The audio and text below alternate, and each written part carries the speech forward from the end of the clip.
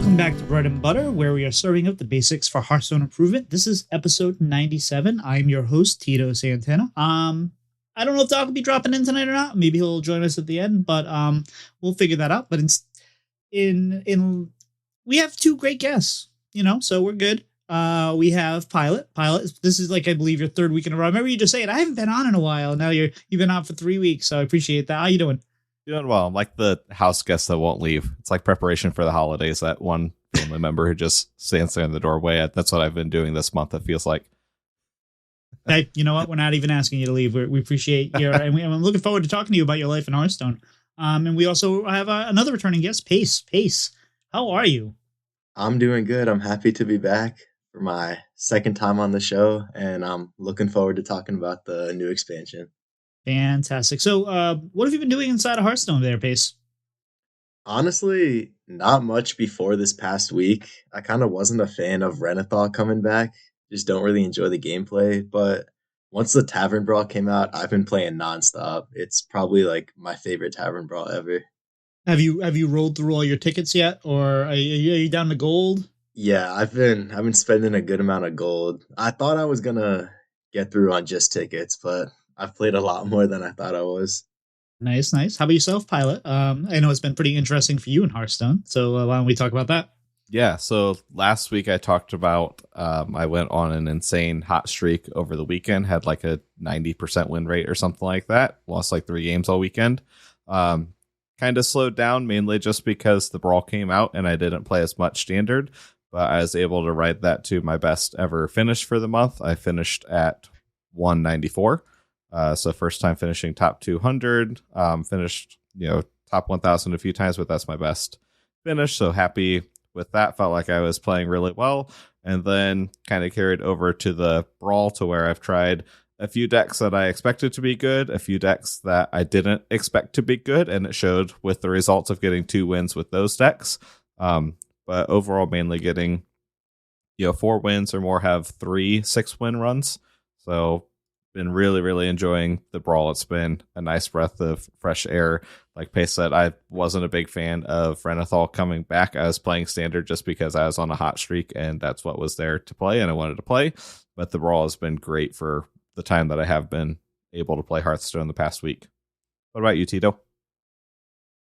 I have also mostly played the Brawl, although I went through all my tickets. I started spending gold, and then once the month rolled over, I didn't really push last month. I just kind of, lingered and survived. It's been kind of one of those months.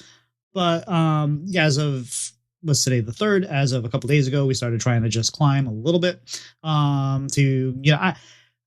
Usually when an expansion drops, or when a mini set drops, whatever kind of momentum I have is usually shot to heck.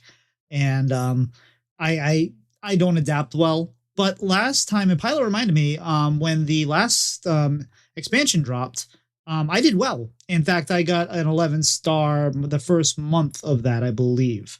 So it was unique for me, but I would still. So I know some people like to wait for the new set to do the climb. I'd like to just get the climb done as soon as I can, so that way I'm not worried about it while I'm trying to learn new decks and new cards, because if I'm struggling and to find the right deck that fits me in the meta and I'm just not there, and then I'll have the added stress of, I haven't hit legend yet, which shouldn't really be a stressor, but it can be. So I try to get that ahead of time. But I also, I played last night, and I played some of the warrior, which we'll talk about a little bit. The mech warrior, which is a fun deck in Standard.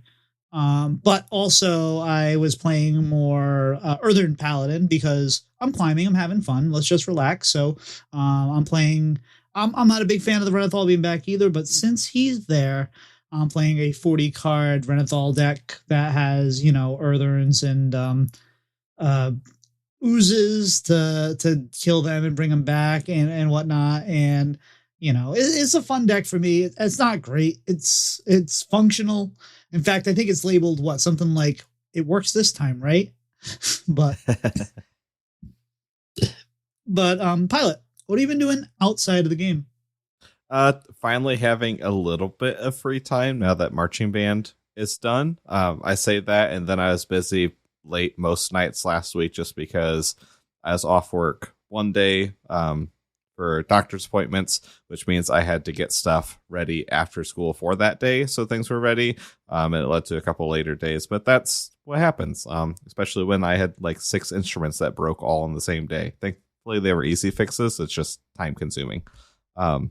Gaming wise, I finally got into playing Return of the Obra Dinn. It's something that was on kind of my radar and my wish list for a little bit. And then Squelch decided to do that for their game this month. So I decided that was a great time to do it. It's on sale with the Halloween sale that Steam was doing. So I picked that up. I'm like 4, 5, 6 hours into that. And that's a really interesting game. It's a game that at times makes me feel really smart for figuring things out and then really dumb about 10 minutes later when it's like the game is telling you should know who this person is and you should know what this thing is, and I can't figure it out. So it's fun. It's interesting. So looking forward to finishing that. It's a pretty short game. How you been bowling, by the way? Good. I finally got out of a slump, I think. So I started up a Sunday league, started tonight. So it's a shortened league, but I came out of the gate with a 245 and then lost my shot the second game and then kind of got it again. But there's a lot of high scores tonight. It's going to be an interesting league because it's a couple of us who bowl pretty high averages most of the time and a couple people who have never bowled a league before at all and will be thrilled if they break 100. So it's going to be really interesting and fun, hopefully. I have to live vicariously through Pylet for bowling because I have stopped doing league since COVID hit. Like, COVID hit and we all kind of had to abandon the league. And I just haven't been able to find the right time to get back into the league with, so here's a little bit of advice for anybody that's a little bit younger. When you have something that's part of your routine, like a bowling night or something like that, it's easy to keep and maintain. Or like playing basketball at lunch or whatever it might be. Once you have stopped doing that as part of your routine, even if you love it, and you're like, oh, well, I can't do it for a while, but I'll get back to it. And if it's not because of an injury or something like that, where you there, if it's just real life kind of things getting in your way, it's really hard to get those back and find ways to make them work into your routine, especially once you have family and obligations and whatnot. So if there's something that you really like doing, I'm going to recommend, just try to keep it at least somewhat part of your life, because like I really miss bowling, and it's not that, it was social time. And I know a lot of folks out in the Hearthstone world, a lot of us are neurodivergent, and a lot of us are, what do you call it? Introverts. I'm not, I'm an extrovert, and having the lack of interaction I used to play basketball Tuesdays and Thursdays at lunch with the same group for like 15 years. I used to do the bowling. I used to go out Friday nights to play cribbage with my friend, and we go do trivia night or whatnot. And those things are the things that kind of kept me going. And not having those things has been kind of detrimental to just kind of my mental well-being, because I'm used to, a lot of people talk about their social battery and how like if they go to a thing and it uses up their social battery. I need to charge my social battery, and I need to be interactive. And that's a big part of why I went into streaming. And I know this is kind of a tangent, and this is not even my part of life after Hearthstone, but if you have something like bowling, or you have something like, I don't know, table tennis, or if you're up in Canada, you do curling, or whatever it might be, if you like it, try to keep it a part of your life. But anyway, Pace, what have you been doing outside of Hearthstone? Speaking of sports, me and my brother coach a soccer team, and they started off the season pretty badly, but they've been doing really good recently. That's been fun. And we have our final game next Sunday, which is kind of sad because the season's coming to an end. But that's been really fun. And then besides that, not much, just going to work. I did vote in my first presidential election today. So that was exciting too. Felt like I was doing my duty as an American. Yep, you absolutely are. And that's by the time this episode comes out, everyone should have already voted, because I usually put these out on Wednesdays. Hope you did vote. Hope we all get the result that we're all hoping for. Yep. If you're curious about where at least I stand, I'm not going to talk about it here, but go listen to this week's Vicious Syndicate report and listen to Zacho talk in the first 5 minutes, and you'll kind of get a feeling of where I am, because I kind of agree with him. So we'll leave it at that. For myself, outside of Hearthstone, it has been a week, man. I'm still looking for work, although I went down to a job fair that a friend of mine recommended, a good friend of mine that I knew in college and spent a lot of time with, hanging out, and just has been a really, she's one of those people that, how you have friends that kind of fade in and out of your life, but they don't fade out of your life. Like you just meet up again, and it's like you haven't missed a beat.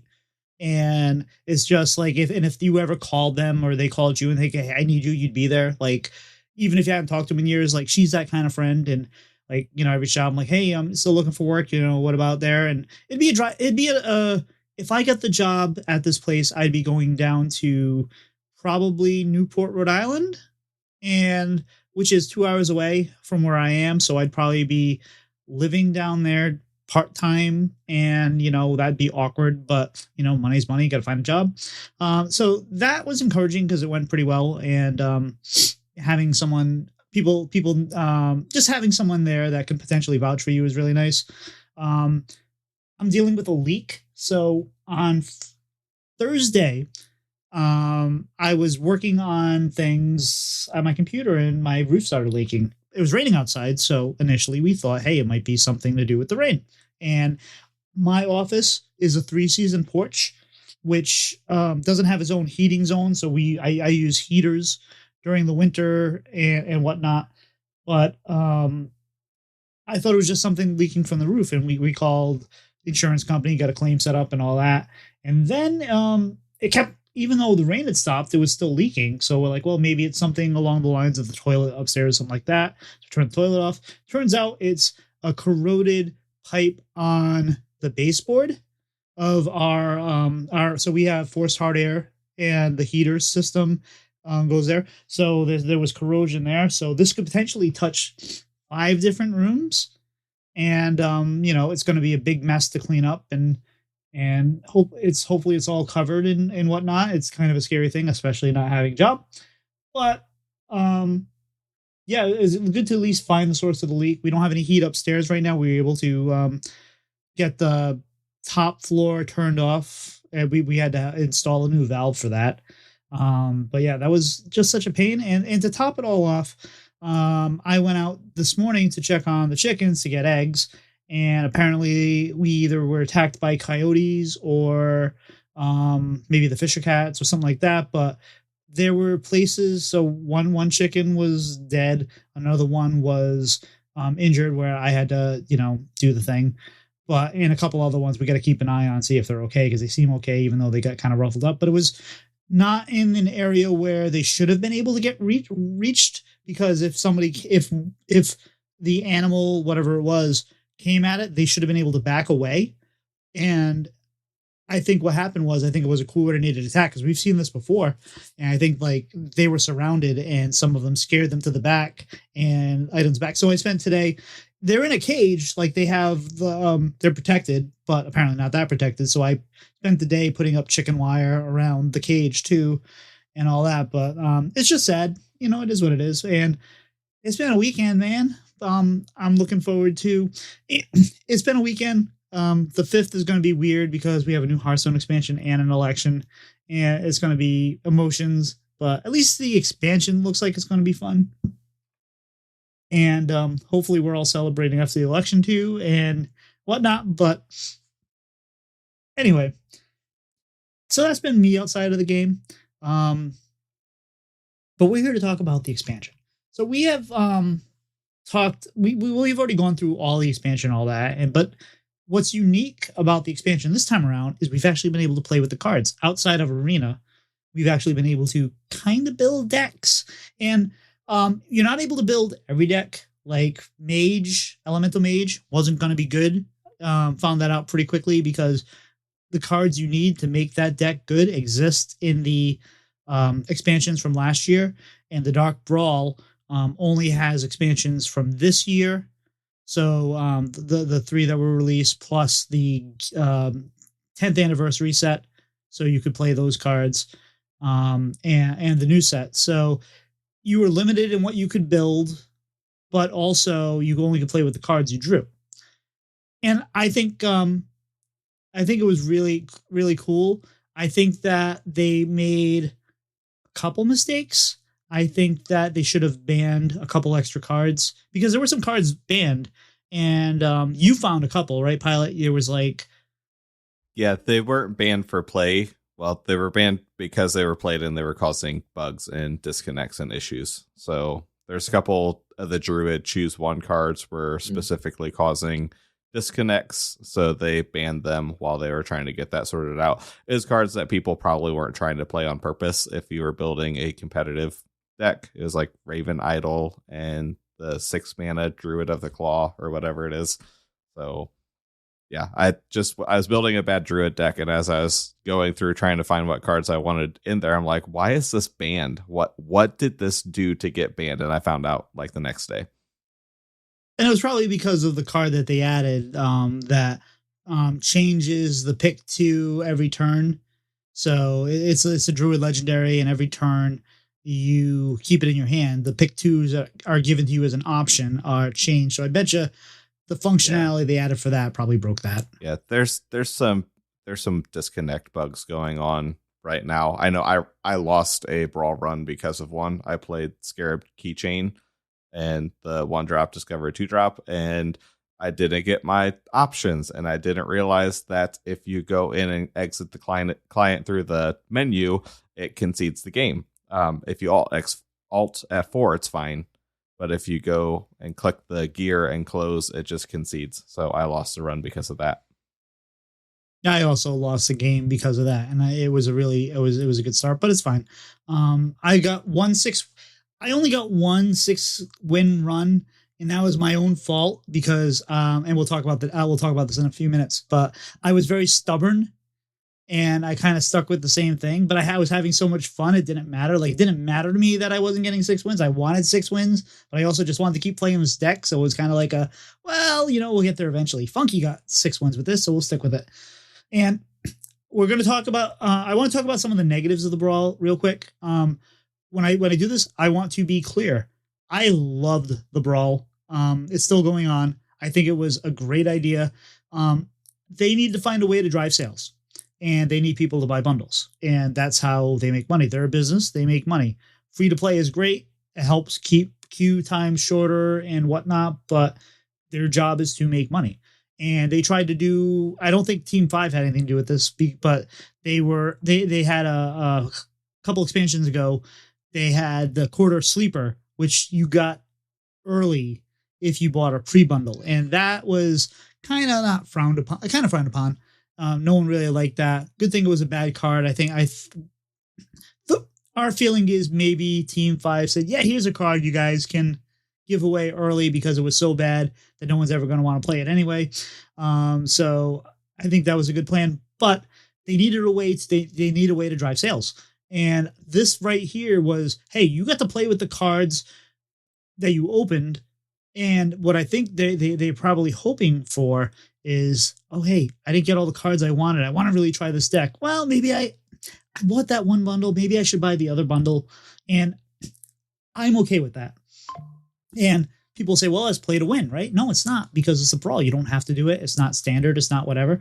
And you could play this Brawl, which we'll talk about, with standard, with just, a deck that had nothing to do, no new cards.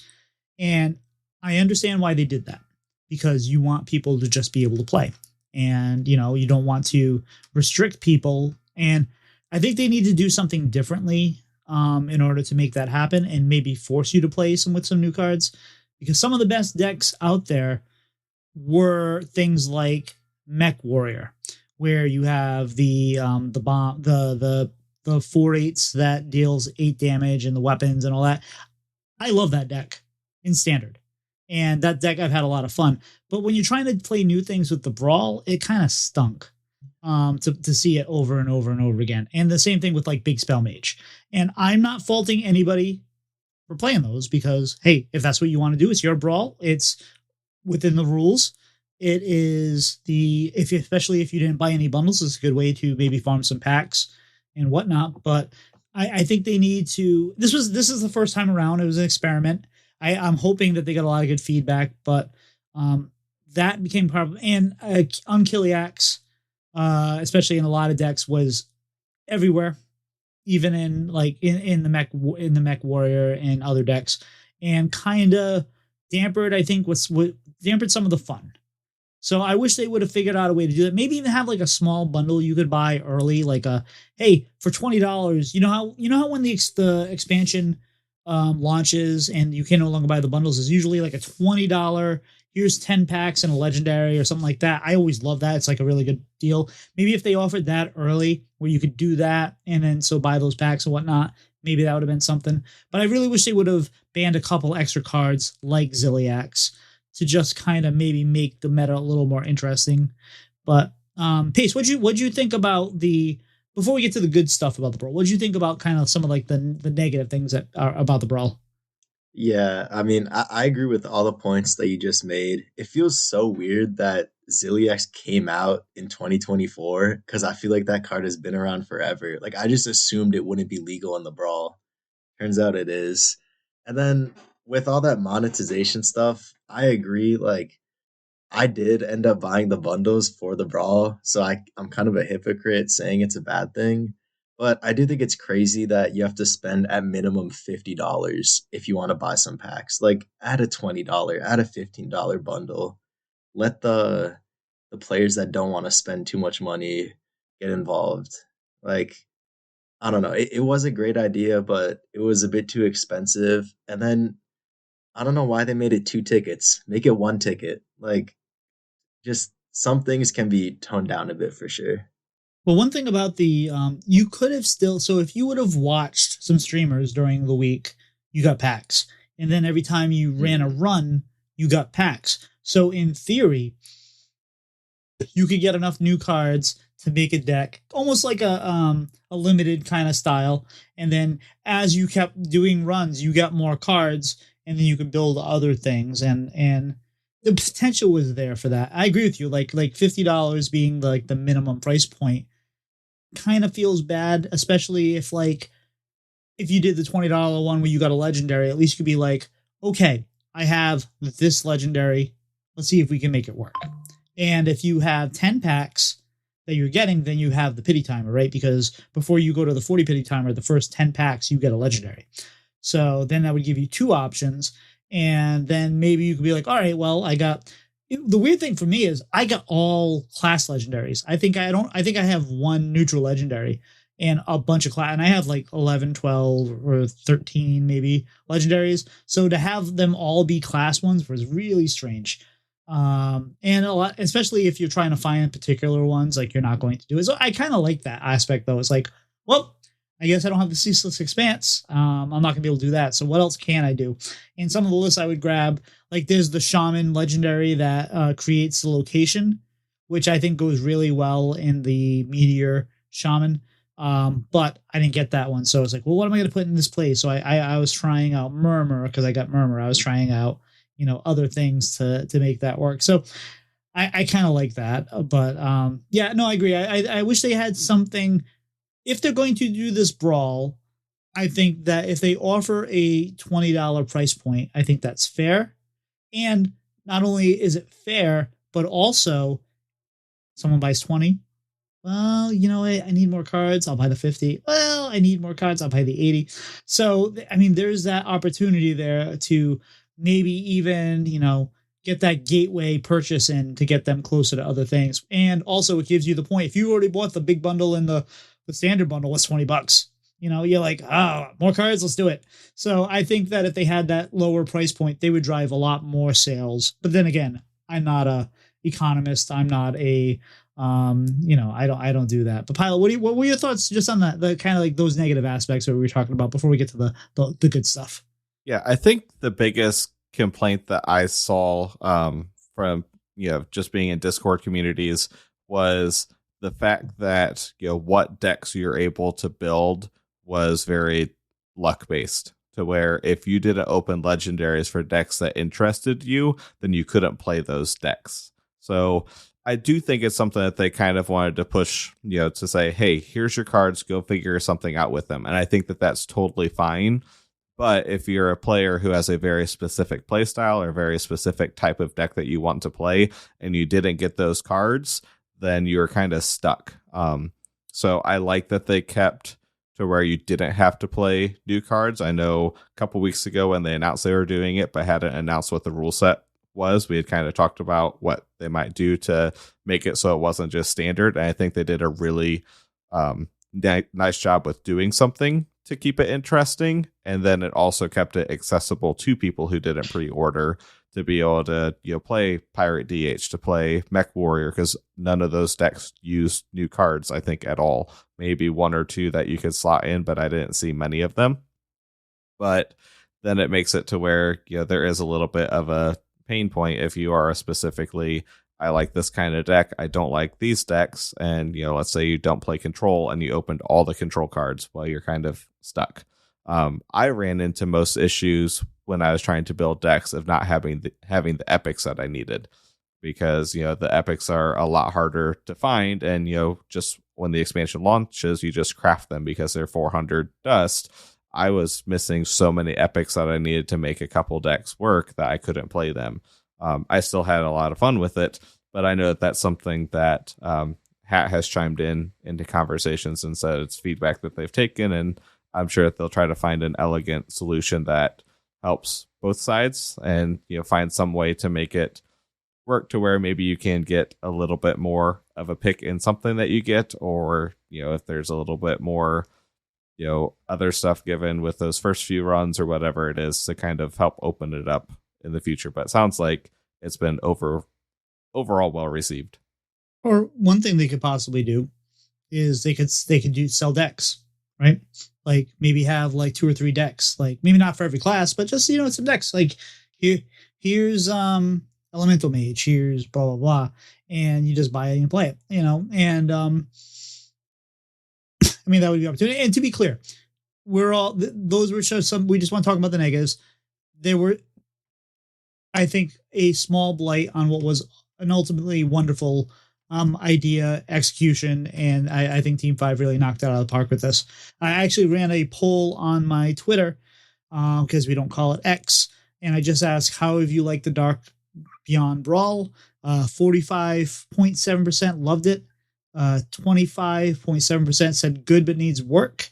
So that's like 60%, 45, 55, 70% that liked it, right? So the fact that it's very small sample size, polling error, we don't want to get into that right now, but overall, the feedback was good. 18.6% said don't care either way, so indifference, and only 10% hated it. So I know we had some feedback in a Discord from somebody that didn't want to play Hearthstone because when they logged in, they had bought a bundle. And now a week early, when they logged in, their legendaries popped up and they were able to open the packs. And they didn't want to do that because their routine is to do that on release day. And so they didn't want to know. And we had a lot of people talking like trying to understand this, like, you're just getting your cards. Like, you're just being told what you got. Like, huh?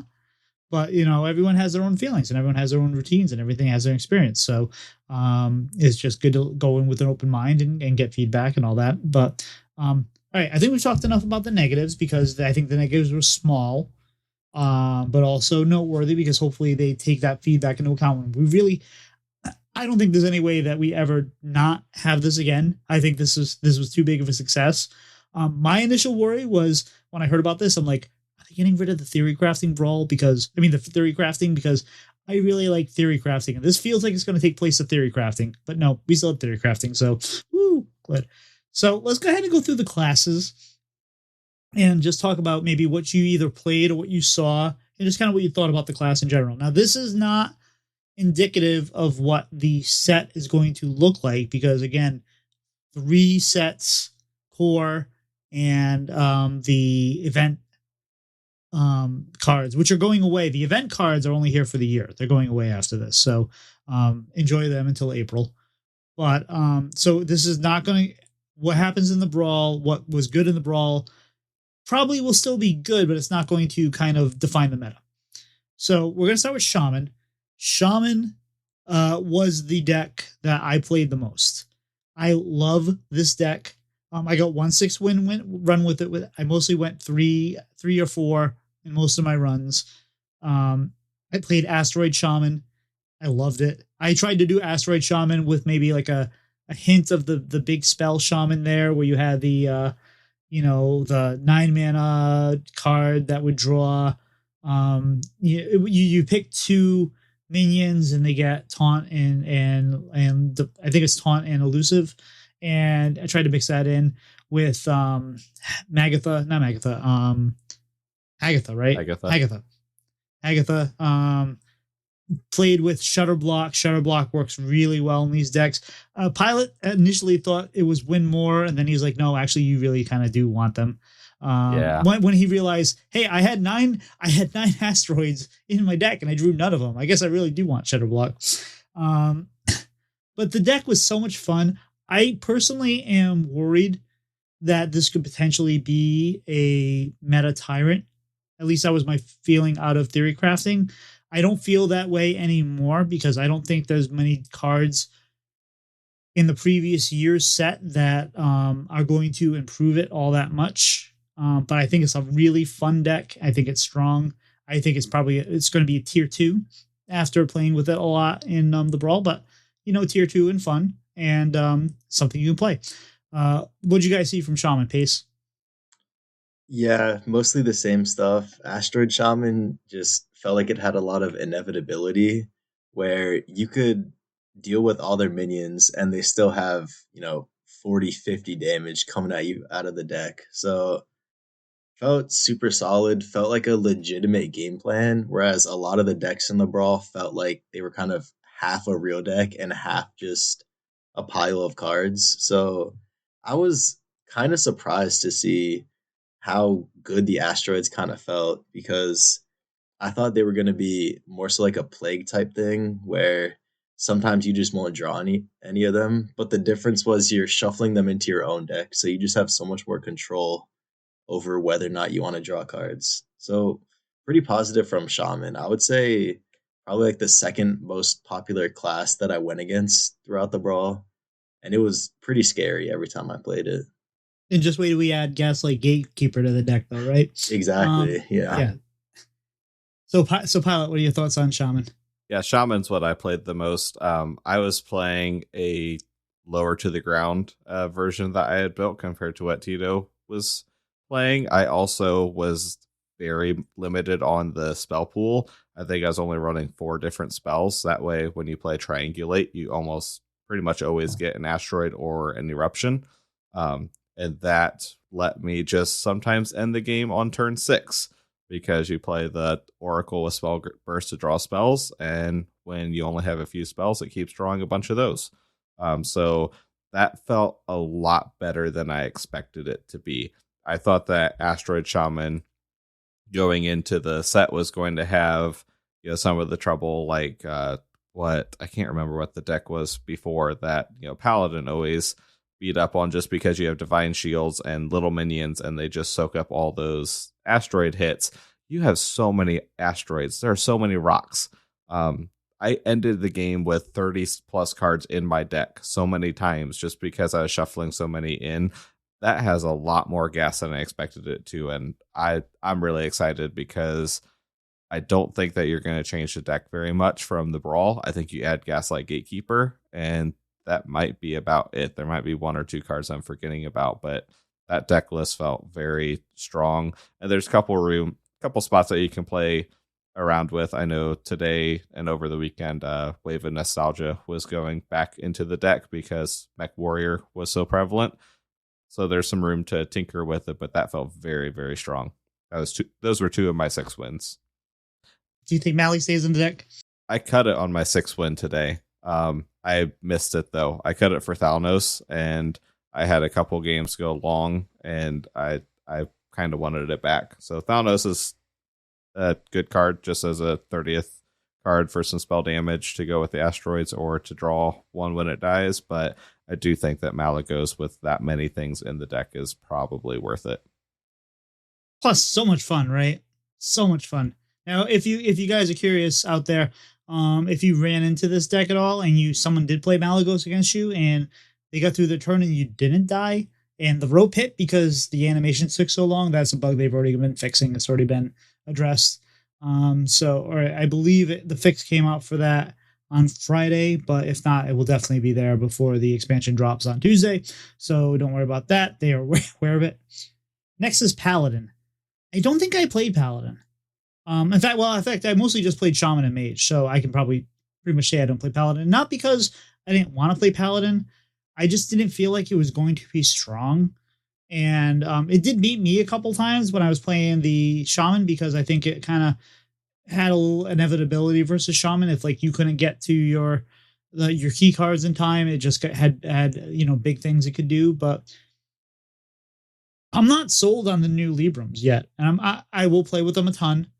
But I think it's going to be harder to get them to the 0 state that you want them to be consistently before your opponent can do whatever it is they want to do. Pilot, what did you see in Paladin? I didn't face it very much. I think the Paladin will be better when we have the full sets in there because there's some support cards from like Showdown and the Badlands that we're missing. There's some holy spell support there that I think you want to run in the deck because it gets you the Librams or it makes them cheaper if you haven't hit your Libram discounts. So I didn't run into it much, and every time I did, I pretty much ran them over. Pace? I also didn't run into many Paladins, but whenever I did, they were playing Pipsy stuff, and I lost to a turn 5 Pipsy a couple times because they summoned the Ziliax, and you can't really beat that card when it comes down super early. Yep. I kind of agree with the Libram stuff not looking super good right now, but I also think, like Pilot said, there's a lot of support from 2023 that can make it good. I just think being able to get the infinite value on some of the buffs because they keep on returning to your hand is going to be super useful.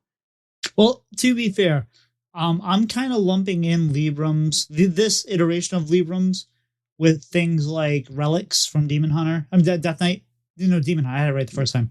And rifts in Warrior, which they release kind of undertuned, and over a couple patches they tweaked this one, and they eventually found a place where they weren't overly oppressive, but they found the right spot where they were, I think, a good power level. They felt good to play, but they didn't feel gross.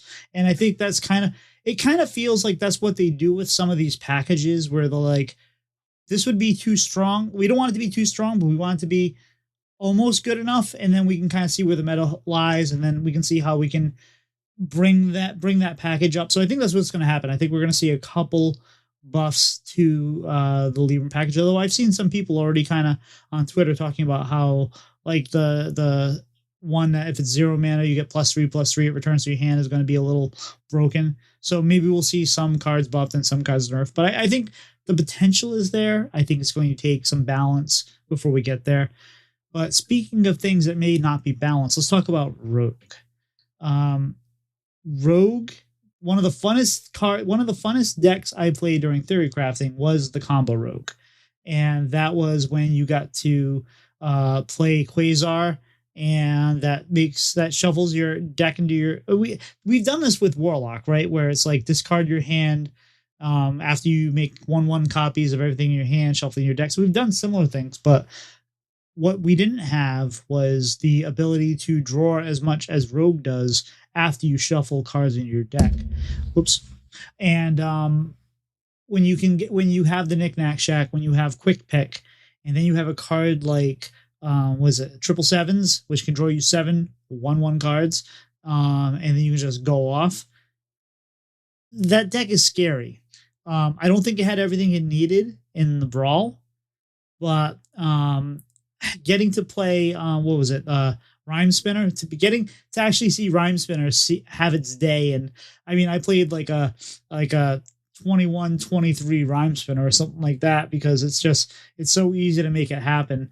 And it was a lot of fun. I think that deck, I didn't see a ton of Rogue during the brawl. I saw a little bit, but I think that the potential is there for it to be really good. Pilot, what did you think about Rogue in the brawl? I only played Rogue twice, and it was the first day, and I didn't see anything from it since. I ran into people who mainly play Rogue not playing Rogue. I ran into Jay Alexander a couple times today, and when he wasn't playing Rogue, it's surprising, but I didn't see much of it. I think it's another one to where the limited card pool makes it a little bit interesting to build some of the decks, but I didn't see enough of it to know. How about yourself, Pace? I'm kind of the complete opposite. I've been playing like exclusively Rogue these past couple of days, and I agree that not everything is there because so much of Rogue's good card draw is from the previous year, but still just being able to go location on 3 and then prep Quasar the next turn, just like you draw your whole deck basically every time. And I wasn't even playing the rhyme spinner combo stuff. I was just doing the asteroid guy with spell damage, and I got a couple of turn 5 kills, a couple of 6-win runs with the deck. It's felt super good. And then besides that deck, there's the spell damage not Quasar, the spell damage rogue that runs pressure points, and then Sonya and all the damage spells. I don't know if you guys ran into that deck too, but that one also felt really solid. I don't know. Overall, I'm excited for Rogue to finally get a fully combo based set instead of all this thief stuff that they've been getting for like the past year and a half. Yeah, that's fair. And I'm a little worried about Rogue. I think Rogue is either like going to be busted or, not good. And I think it's going to be busted this time around. And I don't know how they're going to work with it. But it's a lot of fun. Like I said, I had a lot of fun playing with combo, but it's also one of those decks that you hate playing against, because then you just like, you take your turn, you play 2 cards out, and then you're just like, well, I guess I'll go get a drink while they're going to play 40 cards, because I'm not going to pay attention to everything they're doing anyway, because it's impossible. But it makes it really interesting to think about how a deck like that can affect the meta. Not just that they play, but like, is Plague Death Knight going to be popular again? Because we're just going to shove a ton of plagues into your deck before you start going through everything, and it's always, I think it's interesting in the design of the cards where you have cards that either shuffle like bombs into your deck or bombs into my deck, and how am I drawing them or are you drawing them, and how that affects decks like this. Like I saw a deck last night, and it had Explodinators main deck, and I wonder if that's going to be something we see, because just if you can, that rogue doesn't really clear things on turn 2 or 3, so if you can stick an Explodinator and it just keeps dropping bombs, that's gonna mess with your plan. So I don't know. I think it's interesting. I've seen a lot of Explodinator just being coined out on turn 2, and it can be hard to deal with for that deck.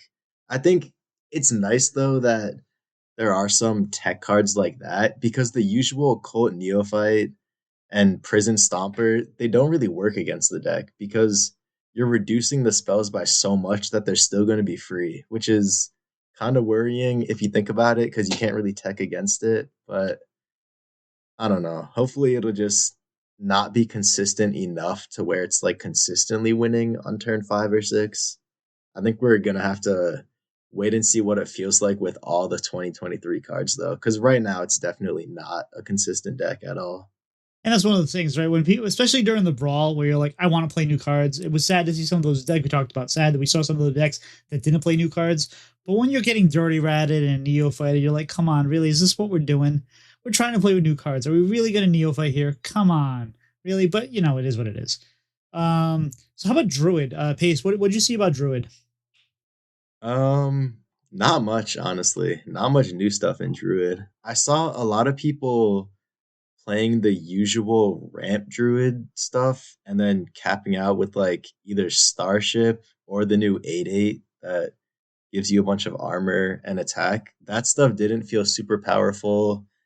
I personally played Concierge Druid with just the tourist and spell damage stuff, and I got 6 wins with that a couple times. That felt super good, but the new arcane packages and starships just didn't feel like the usual late game powerful plays that Druid was doing. It felt a lot more fair than normal, which I guess is a good thing for the game. I don't know. I saw a lot of powerful druid things, like obviously taking advantage of the ramp, and then some like Ulu and whatnot. Well, that's one of the interesting things that I think we're going to see. You mentioned the Taurus. I don't think we've been really thinking about Taurus much during this brawl, because it's like, hey, now we're past Taurus. We're trying the new things, but I wonder. Especially with a class like Shaman or Rogue that has like multiple turrets, right, or whatever. That I wonder how, as the expansion goes on, if we're gonna like all of a sudden find new things, because someone's like, oh, what if we actually mix this with some of the mage cards we could do, or the demon hunter cards or whatnot. So I wonder if like it adds an element, a layer of things that maybe you're not thinking about as much, especially with some of the tourists that didn't see that much action, because the class you tourist into really didn't do all that much. Like I wonder if like we see some priest hunter tourist stuff that really takes advantage of the new cards and people aren't thinking about. So I just wonder if that's going to be something that happens. But Pilot, what'd you think about Druid?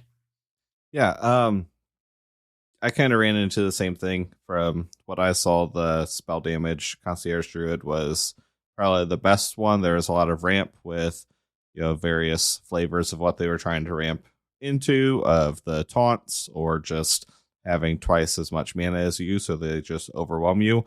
I did do one Druid run where I was playing. Oh, it was where I had the bad idea of, I don't remember why in Smallland popped in my head, but I'm like, I'm going to build it in a Smallland deck, and I did it with the Starship, with the goal of playing Aviana and then having 0 mana or 0 cost random legendaries. It worked enough for me to get a couple wins out of it, but it did show that even with the starships, even if they're just a pile of stats, it's better than I expected it to be for just 5 mana, because there's a lot of times I'd ramp and then, on turn 5 when I had 8 mana, just pay 5 to drop a 10-12 starship and say deal with it, and it has divine shield and it has the death rattle, give you armor, and it's just a stat pile to fill a turn, and if they don't answer it, they just die. I did the same thing with Warlock a couple times when we get to that, but the Druid made me think about the starships just even as a stat pile a lot more, even if you're not getting a ton of the value out of it like other classes have a chance to. I think the arcane stuff will eventually be good, maybe. There's just not support there for it. There's no arcane spells that you want to cast twice right now. So I think that's setting up for next year, because there's nothing else from previous sets other than Bottomless Toy Chest. That's the only other arcane Mini spell. set, right? Yeah, so that has potential later on, and I think it has a lot of potential to be something good that we'll probably complain about in 5-6 months, but that's just Druid. Well, let's segue before we go on to Death Knight. So you were talking about starships there. I kind of expected to see more starships, given the fact that we have a limited 3-set meta, or basically a 3-set plus core meta, and it wasn't a full 6-set to kind of dilute like where starships would be good. I saw very few and far between starships, and I'm kind of wondering if like this is going to be one of those keywords that doesn't land. And I think some of the starships looks interesting, and some of the cards like might be okay. Some of those cards might be played in a deck that's not being a starship deck. They're just, those cards are fine. But I'm a little worried the starship's not going to land, because I thought we'd see more of it in this limited set. Pace, what are your thoughts on starships?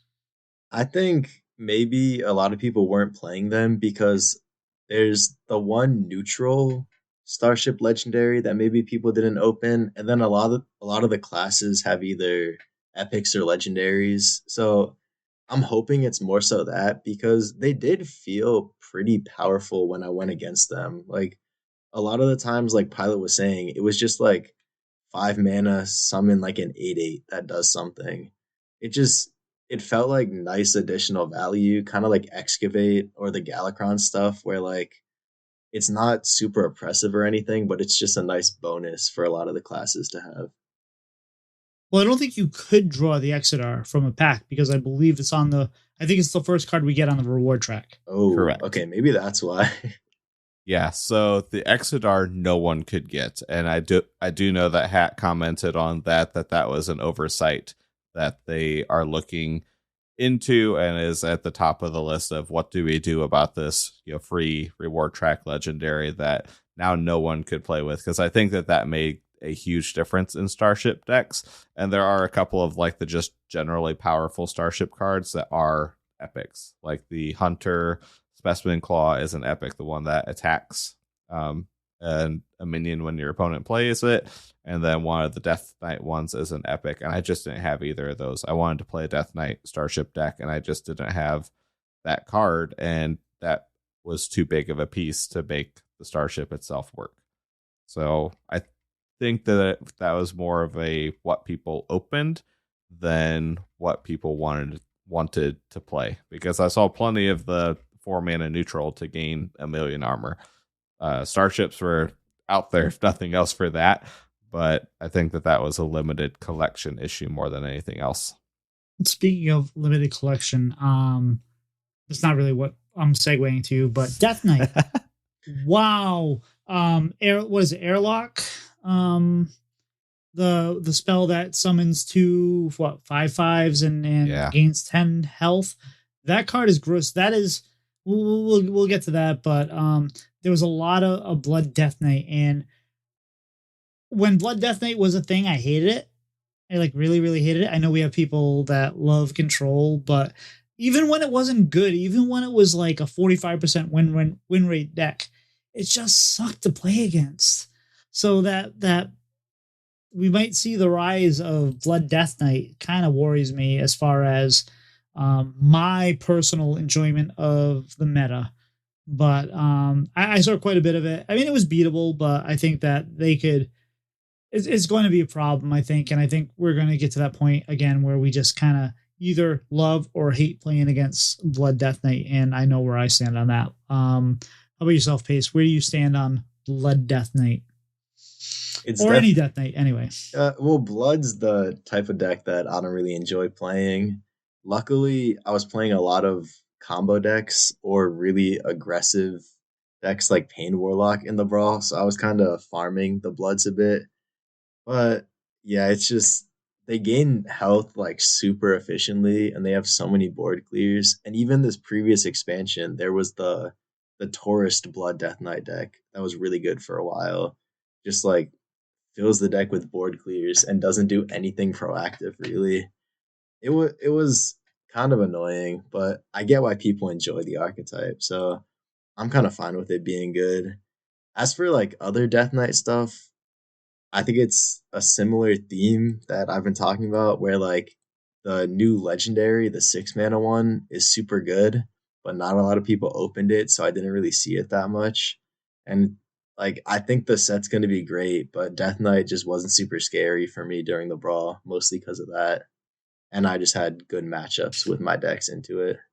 I did get that card. I didn't play with it yet, but I got the 8 arms to hold you, whatever that card is. That's actually a Varuk Assault album, but you know what I mean. Pylet, what are your thoughts on Death Knight? I mainly saw no new card Death Knight. I saw a lot of the Rainbow Death Knight just hitting me in the face as I was trying to do other stuff. So Death Knight was probably my second or third most faced class after Shaman and Warrior, but most of it was no new cards. I missed on a lot of the opening the Death Knight card, so I didn't have a chance to play it at all. Surprisingly, you guys said you've seen a lot of Shaman. I did not see a lot of Shaman. I mean, I saw a lot of it because I was playing it, but I didn't run into a lot of mirror matches. I saw it a little bit, but I was kind of like, oh, maybe this is not going to be a big thing. Speaking of not a big thing, Pylet, what are your thoughts on Demon Hunter?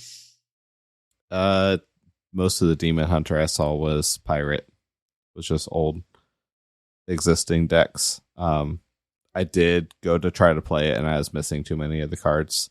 I wanted to play some of the Starship or the crewmates and just try it out in the brawl just to see how it was. But I was missing 3 cards here and 3 cards there, so I did not get a chance to try it out. And that sounds like it was a consensus from what I saw most people saying. Well, those legendaries aren't good, right? Like they're cool. Like the shuffle 8 crewmates in your deck, whatever. That's kind of like for a deck that wants to be aggressive, I think, and play like a 16/16 colossal on turn 5 or whatever like that. Shuffling 8 more in your deck does not feel that powerful. I played the little I played in theory crafting, it just didn't feel good. Again, you never know if they're going to maybe buff it a little bit or whatever. Or maybe we just didn't find the optimal list yet, but it didn't feel strong. And then you had the whole, hey, these 2 cards, when these 2 cards kiss, deal 5 damage to all enemy minions. Like, that card doesn't feel that good either, because where do you play it? Like, and where does that impact? Like, maybe if you have like a super aggro kind of death demon hunter that has like bibliophile or whatever that's called, and these cards that discards cards and whatever, maybe you can make that work, but it just doesn't feel there.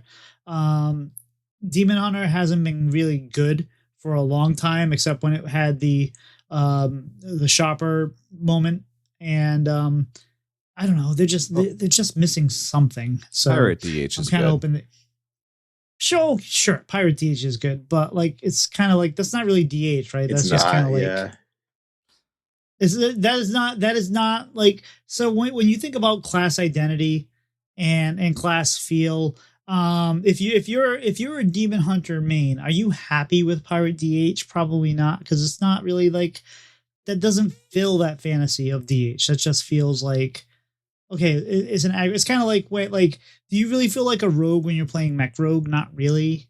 I mean, it's a different kind of thing. It's fun, it's powerful, it's strong. That's like, I remember when we were like, why are rogue getting mechs? It turned out to be good, but it didn't feel rogue. Like, combo rogue feels rogue. Mech rogue just feels strong, but not really roguelike. Well, what are your thoughts on the Demon Hunter there, Pace? I kind of agree for the most part. It just, like, even this stuff doesn't feel super Demon Hunter. Like, crewmates, I don't know about that. And then I feel like Starship would be better suited to any other class, really. I kind of disagree on the 6 mana legendary being bad, though. Like, I think, for one, it probably will end up being good in straight up Pirate Demon Hunter, just because, like, the quicker you can empty your hand, the better. But then also in a deck like Naga Demon Hunter, which I play, you could play this guy and then set it up to where right on your combo turn, which will be on like turn 7 or turn 8, you can meet the 2 cards, clear the board, and then have everything hit face. So in like a slightly slower deck that still plays all cheap cards, I think it could be good. And then, even though we're not really talking about neutral cards right now, I want to shout out the 1 mana 2/1 neutral pirate that makes your next weapon cost 1 less. It's like a death rattle. It's really good with the Umpire's Grasp in Shopper Demon Hunter. And I don't really think anybody's talked about that. I got 6 wins playing a deck like that. So even though the new packages don't seem great, I think there's like 1 or 2 really solid cards that are going to keep DH like just afloat, where they're going to have like one playable deck all expansion. Fair enough. I'm going to go back to Rogue for a real quick question for you, because I know you said you play a lot of Rogue. The 1/2 combo enabler, the 1 mana 1/2. I think that's I said last week, I think that's the strongest one drop in the set. Have you been playing that? How does it feel? Yeah, it's the 1 mana 2/1 combo enabler, and it really doesn't feel as good as I thought it would. But I think that's maybe because you don't play a lot of like good combo cards in the deck. Like, I know it sounds weird because you're playing Rogue, but all that it ended up doing was like making my Elven Minstrels 1 mana cheaper, which, like, that's not a great card. So I think in theory it's really good for a combo deck, but a lot of the combo cards are either like you're already prepping them out, or they're going to be like combo minions, which aren't great. So cool design, and it felt fine to play on turn one, but it really wasn't like a Foxy Fraud level of card where you had the swindle to pair it with. And actually, I'm thinking about what you were saying about the crewmates. What you both were saying about crewmates. I wonder if they like do classes in like an order or whatever not, because wouldn't crewmates be so much better as the paladin theme instead of Librams? Yeah, well, they already did like the adventurer stuff with Paladin, right? That was like a couple expansions ago. So it's literally the same thing. You just get a random keyword on all these minions.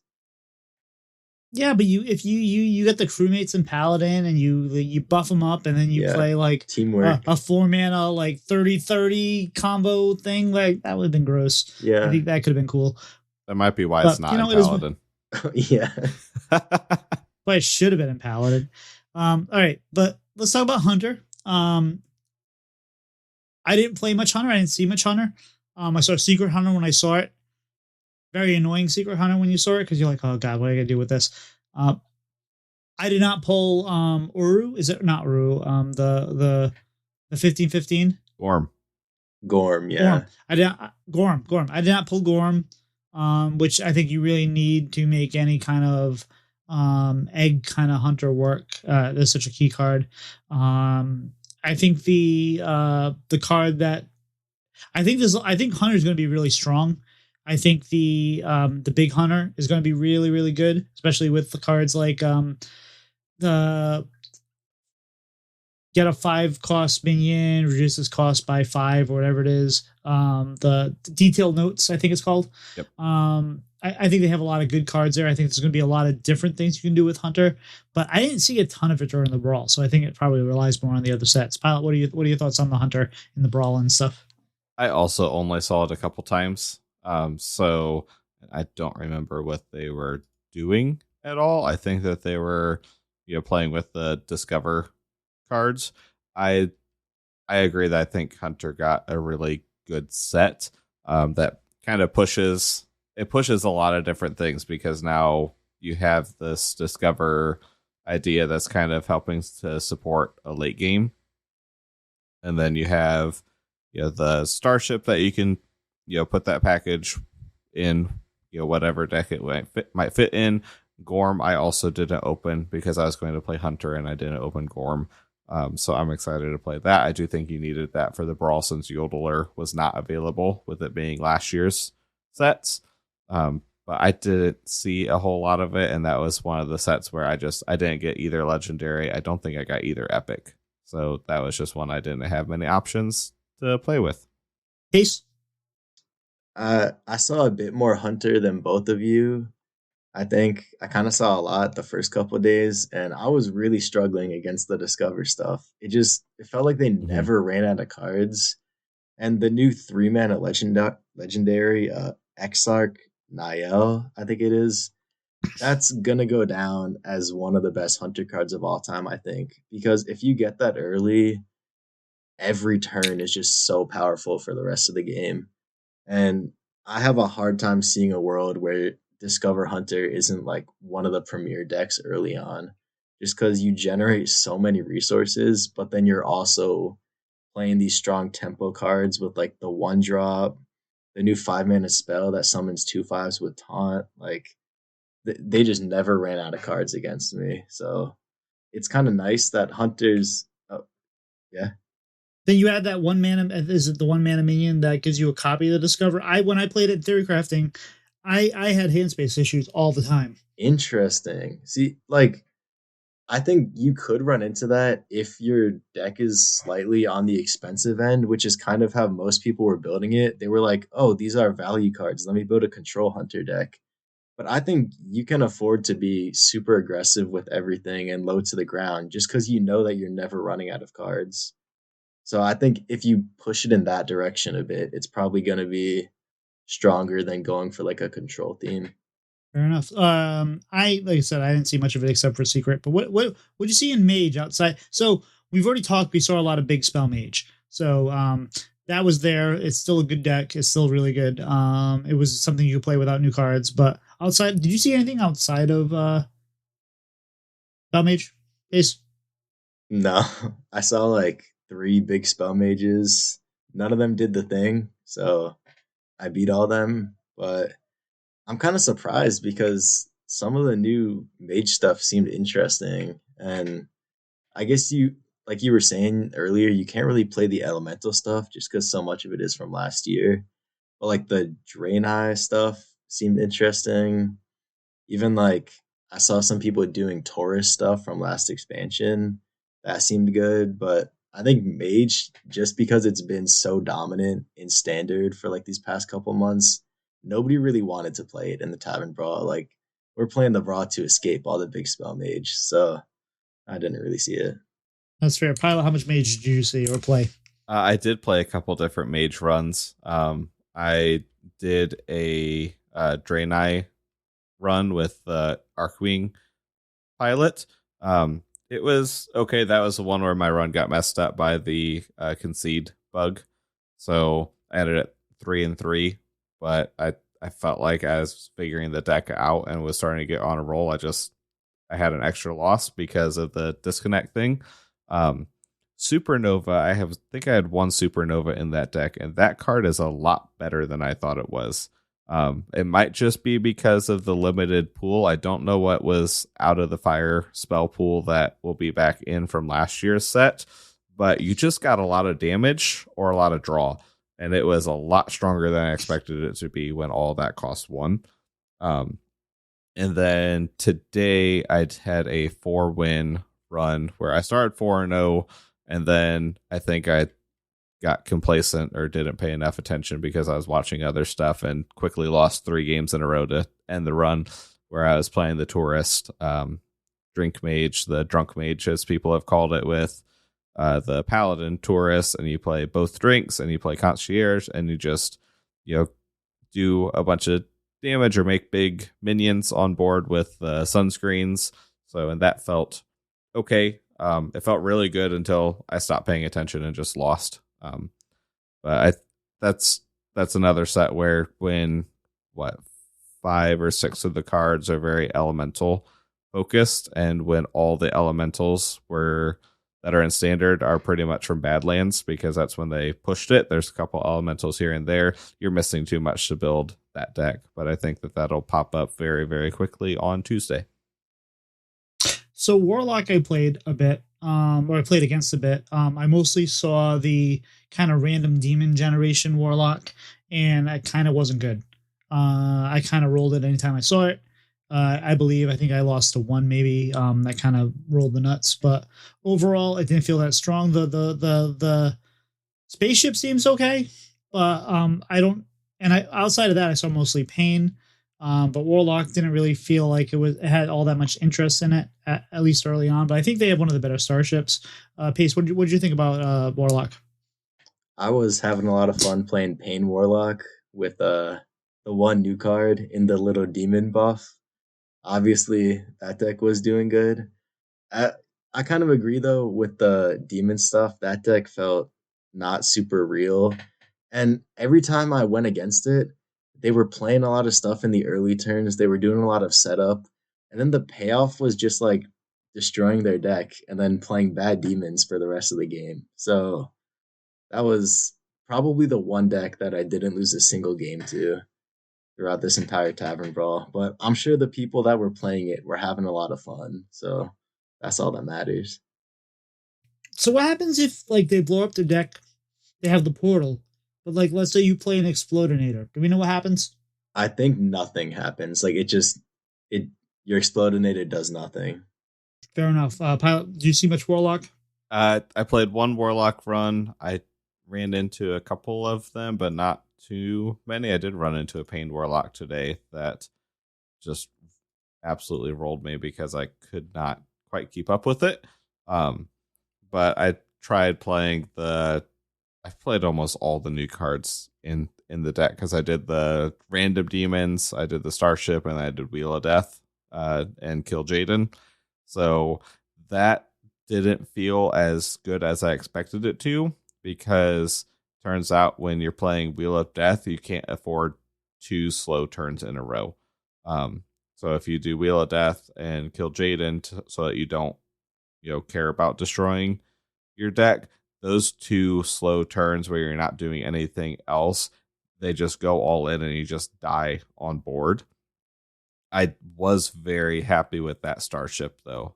That starship definitely felt strong, especially with the spell burst paired with lifesteal. That's a very strong stabilizing tool when you launch the 5 mana one. If you have a cheat spell in hand, I full healed multiple times, doing that. I just didn't get to the late game because there's too many slow turns with the deck that I built. But there's options there. I think that there's definitely potential for a slower control warlock to come back into the meta, even outside of Wheel of Death, using some of those pieces. Yeah, you'll need to have the Titan in that deck, which you didn't have, obviously, and a couple other things. And you'd have to have something to bridge. Like, I don't think you could, like you said, I don't think you could play Mal'Ganis right into, not Mal'Ganis, Kil'jaeden right into Wheel of Death because those 2 slow turns. I think you need to play that, but also have things in your hand and be ready for that. So, yeah, I definitely think that's going to be interesting. So, Warrior, let's just skip past the fact that everyone's playing Mech Warrior. Like I said, I love that deck. Hated it in the Brawl. I know it was kind of super frustrating, especially with the Unkiliacs, but it's really fun in Standard. If you're gonna hear this after this, it's gonna be the new set, so don't play it after the new set drops because you hate fun. I'm just kidding. If you like the deck, play it. But during theory crafting, Draenei Warrior was one of the strongest decks out there, but I have not seen it in the Brawl. And it didn't feel like it was running a lot of old cards. So I was really confused because I was waiting to see the deck that rolled me over because I do have the signature version of the Warrior Legendary that gives your minions attack after this one attacks. I guess we don't have Fellfire and Flame because that's in the music set. So maybe that was the reason we didn't see it, but I didn't see Draenei Warrior at all, and I was really expecting to. Pylet, why were we not seeing Draenei Warrior, and why were we only? Obviously, the best thing to do was Mech Warrior, but if your goal was to play with new cards, how come we weren't seeing Draenei Warrior? I think Mech Warrior was the main reason. Draenei Warrior was actually the first run that I did, and I got 6 wins with it. Went 6-2 with Draenei Warrior. Because I got Akama as my signature from the bundle. I missed on one of the epics, so I had to throw in just Amalgam just to fill in as another Draenei. But then I also decided, because as I had mentioned the past couple weeks, Dwarf Planet is a card that I knew that I wanted to make work. So I threw in Dwarf Planet, and the 5 mana Draenei that sets the spell to its cost, and that's basically my only spell other than Captain's Log. And I lethaled some people with the 5 mana Dwarf Planet. That card is better than expected. Not that expectations were very high, but it might be a playable card. Or at least I'm going to play it a lot. I was surprised at how aggressive that Draenei Warrior deck was, and I expected it to be super aggressive. I was hitting people with my hero for like 17 damage on turn 5. Just out of the blue, because you buff up your Draenei in hand, and then I chained, the one that gives your hero attack. I played the second one that had 10 attack, and then I played a 1-drop that was buffed up and just hit people really hard with them, and it just was a lot of damage. And that was thankfully early enough in the Brawl. People were just playing fun stuff and weren't playing taunts. So I'm sure that once Mech Warrior became rampant, that also slowed the deck down. But I had fun with it right away, and then didn't really play it again because I was trying to figure out other stuff. I think what I want to do is are there ways to generate random legendaries in Warrior right now? Because here's what I want to do. Not that I can. I want to generate other than spores, but those are just random 5-drops. Yeah, but okay, so that won't work. I want to play. What is it? The Hunter legendary, is it Hodir?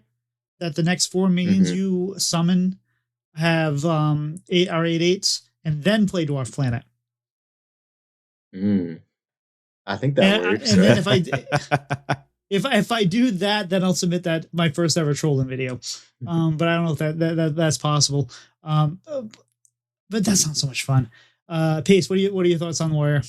Yeah, well, speaking of Dwarf Planet, I swear every time I thought that I was in a winning position this brawl, my opponent somehow generated that card, and I died to it multiple times from non-warrior classes. So I was getting a bit pissed off by it. But the actual class warrior, obviously the mech stuff was amazing.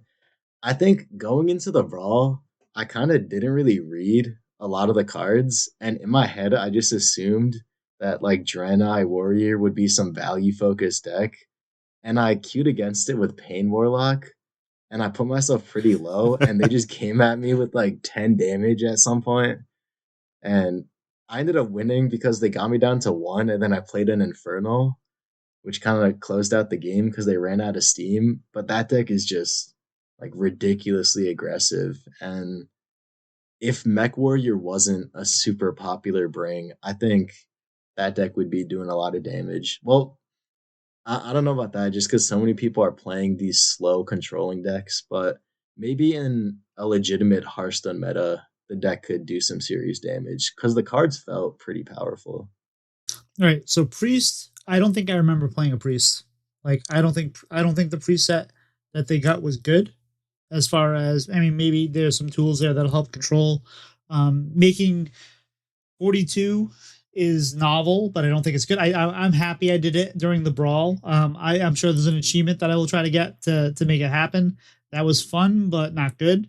I don't think Priest is good, and I don't think Control Priest is good. I could be wrong. I hope I'm not going to eat my words. I don't feel like I was confused by their set. I don't know what they're doing. I mean, where's Benedictus? Bring him back to core and let us do fun things with that. But outside of that, I mean, I don't know what's going on. Pace, did you see Priest? Was Priest there?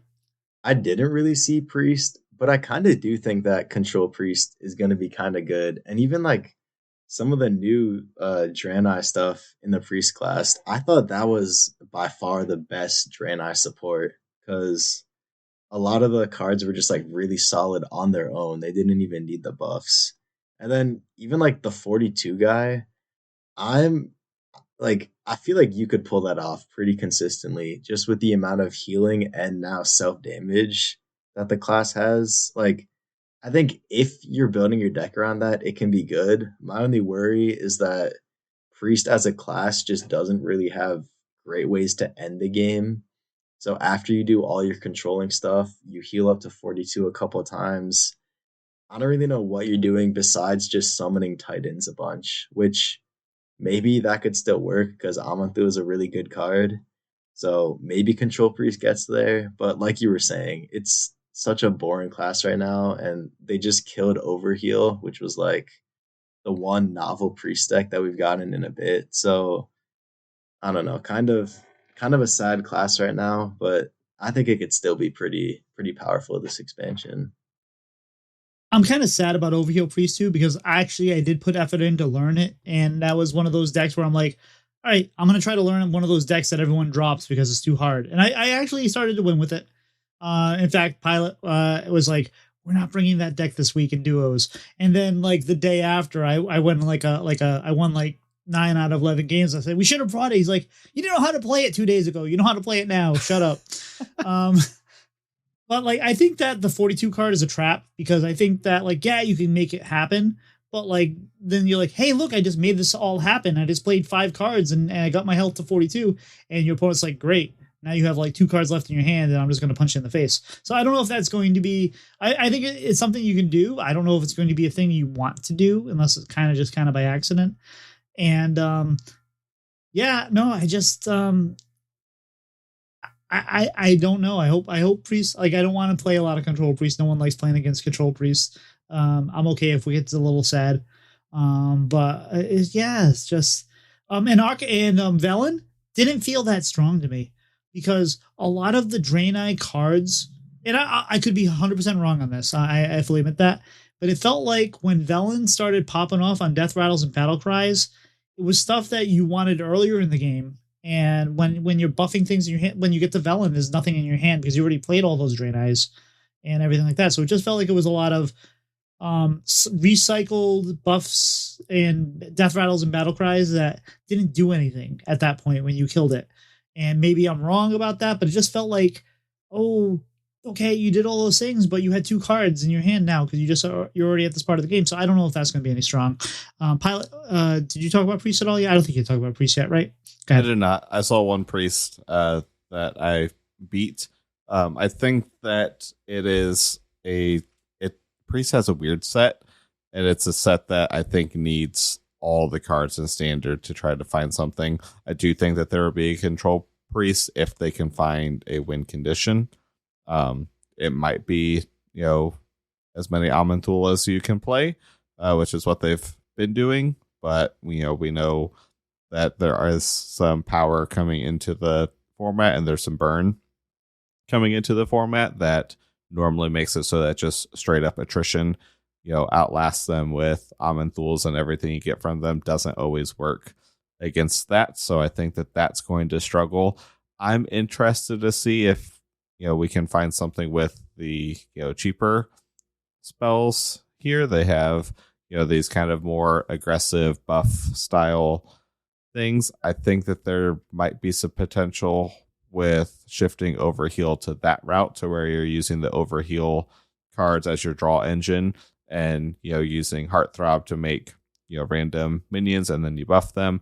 I think that that's where that kind of shifts to, rather than the combo route. But I have tried to make decks like that in Priest work a lot of times before, and always get bit by them until it gets like just the right card, and then normally it's too much, like when we had Bless and in Big Priests, and it was good, and that became too good, and then they had to knock it down a couple tiers. So I don't think that we're quite at that level yet, but I think that there's enough to play around with once you have all the cards available. They have, what is it, the Alchemist, the one that swaps the attack and health? That's in the core set, right? Yeah, Crazed That's Alchemist. in core. Yeah. Crazed Alchemist, yeah. So and from what I've heard, that's a good point. From what I've heard, some of the overheal that gives your minions the health buff outside of that, I bet you that's going to break wild on some levels, more than Lady in White will ever do. God, that card! I wanted that card to be so good. I was so excited for that card. That's kind of experience on the Brawl. I'm trying to learn from my experiences. Like, we all kind of thought maybe Rycleaver could potentially be good, and it's such a trap card. And I'm trying to learn from that like when I think about a card, I'm like, oh, is this going to be good? Oh, how is it like Rycleaver? Is it going to affect the board right away? Is it going to give me an advantage, or am I taking a turn off to do it? And I'm trying to use that as education going forward, because Rycleaver is not a good card. It never will be. We'll still try to make it work. There's always that, like, oh, maybe this time it has to work, but it never does. So yeah, the Brawl was great. I think we all love the Brawl. But the expansion drops Tuesday, and hopefully it's a expansion that we're happy with, because we're happy with the way Tuesday goes. Other reasons, but I want to Pace. What are you excited for with the expansion when it drops on Tuesday? I'm excited to play a lot of Quasar Rogue. That's my main thing, honestly. I'm kind of sad that I'm going to get home at around like 6 o'clock, 7 o'clock. So I'm not going to be able to play the expansion right away. And I'm going to try to stay off Twitter, because I don't really like looking at anybody else's deck list. Usually on day one, I just open my cards, sit in my collection, and make new decks. So I kind of love that experience, and usually day one of every expansion is great. So I'm just going to have a good time.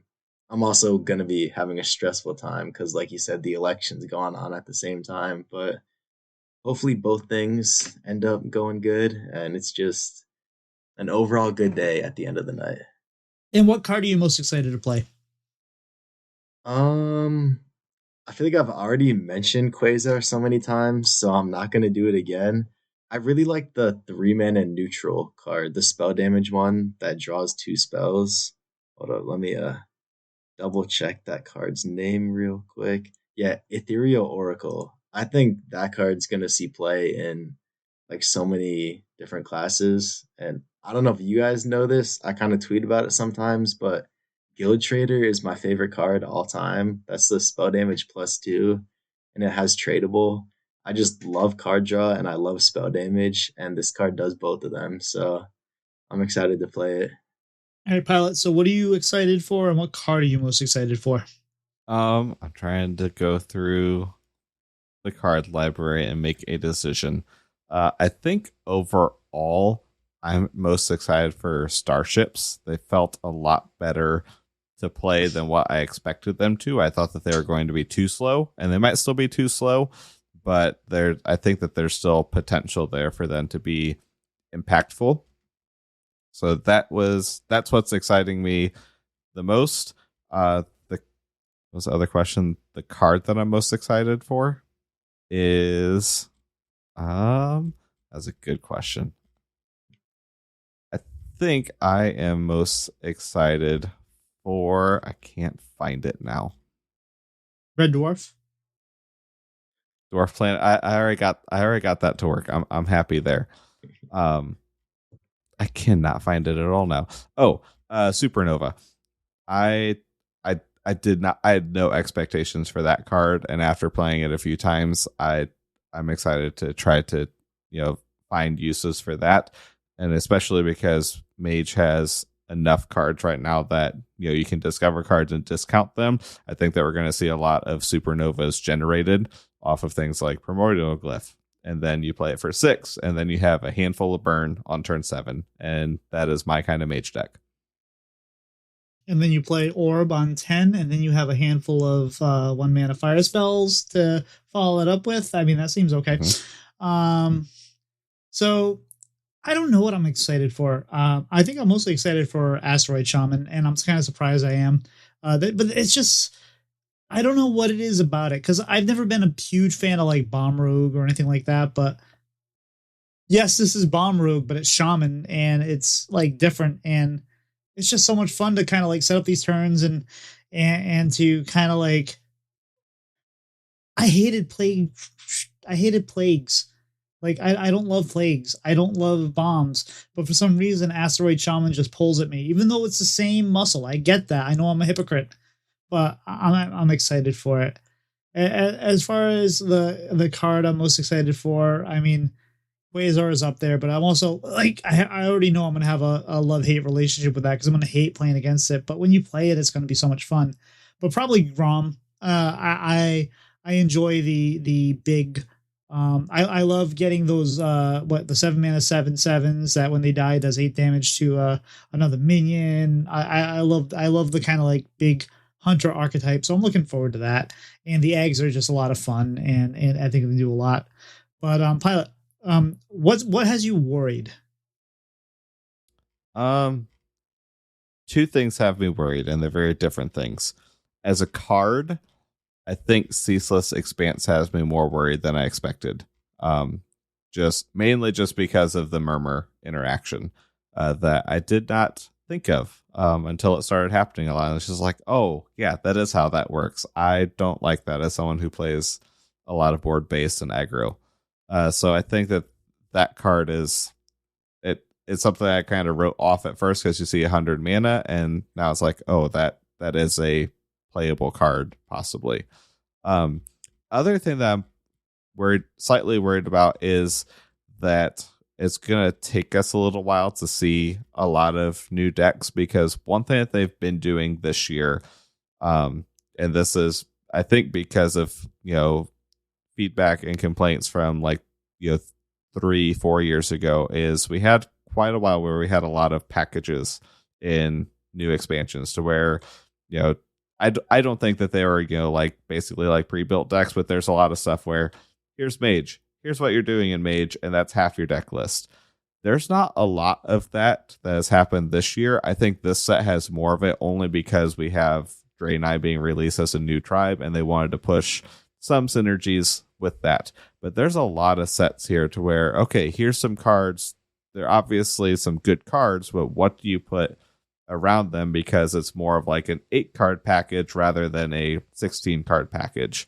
And I'm afraid that it's going to take a little bit too long for that to figure out, and then we're going to feel like we're running into the exact same decks, or people aren't going to be willing to try to build decks and innovate, and then we swing too far the other way and we don't have anything new that we're facing, and we're running into mech warriors and wave pirate shamans and pirate DH and whatever else, and people are getting overly frustrated too quickly with that. So I'm hoping that there's breathing room for some of these new decks to play around, but I'm a little worried it's going to take a little bit to get there. And I'm kind of worried about the same thing. I'm worried that Reno and Ziliax is going to quickly kill the enthusiasm of the set, because it's very easy after like the first day when all you run into is, hydration stations, Ziliaxes and whatnot. And then every time you get a starship, they poof it. It's enough to kind of like, you want these sets to launch really well, no pun intended, with the starships. But, kind of hoping that, actually the pun one's intended. I apologize for apologizing for it. So I kind of hope that is not what happens. Outside of that, I think Quasar Rogue is going to be gross. And I think that, if that is the deck that takes off on day one, and it's not necessarily, doesn't mean it's going to be the deck that, anything that happens in day one usually isn't the best deck on day three, right? But it's one of those decks where if you log in to play the new set and like you play, hey, I just played a starship piece, and then the rogue goes, yeah, I just played my whole deck, and you're just sitting there and then you're dead, it's not going to feel good. And I'm kind of hoping that stuff doesn't happen. But what has you worried, Pace? Yeah, I agree with the Quasar Rogue thing being a bit worrying. I also think a deck that's flown under the radar is Shafar Rogue. I have a feeling that deck is going to end up, even without any new cards, showing to be like the best deck in the game. And it's kind of taken a while for people to see that. Like, it feels so incredibly gross, and it's getting some new support. I think that's the type of deck where if you just like look at the deck list, you don't think that it's super egregious, but playing against it just feels so incredibly hopeless. And you can't really tech against it super well either, because you're dirty ratting out like 17 statted minions. You're still not killing anything. So I think Rogue's gonna do the usual Rogue thing where it's really cool the first couple weeks, and then they nerf a bunch of Rogue stuff, which is kind of sad. And that kind of leads me into my second thing I'm worried about, which is I think they just nerf too many things like these past couple years in Hearthstone. A lot of times we get these new cool decks and we only get to play with them for a couple weeks. And it looked like last expansion they weren't going to do the same thing because there weren't a lot of early nerfs. But then they ended up just nerfing like 18 cards or whatever over like the second half of the expansion. So I kind of hope that they buff some cards and then they just let us play with our toys for an extended period of time, because I don't know, I like the cards and I don't want to see them get taken away. I just like playing with powerful stuff. I think that's interesting you say that, because I thought they did a really good job last expansion of sticking to their schedule, and I didn't really feel like they killed too many decks. Like even when they hit Big Spell Mage, they only kind of they tweaked it a little bit. So I thought they had done a really good job. The expansion before last, it really kind of stunk that, oh, hey, we just killed Wheellock. Oh, hey, we just killed this. Yeah. Hey, we just killed that. I didn't feel like they did that last expansion. So I thought they kind of like did a much better job with that. But you felt like they still did that? Yeah, I think for most of the expansion, they were really good with it. But then they had that one balance patch, which was kind of recent, where they killed like Fatigue Warlock. They significantly nerfed the pirate decks. They nerfed Razzle Dazzler. I forget all the nerfs, but they just nerfed a ton of cards that I didn't think were super problematic.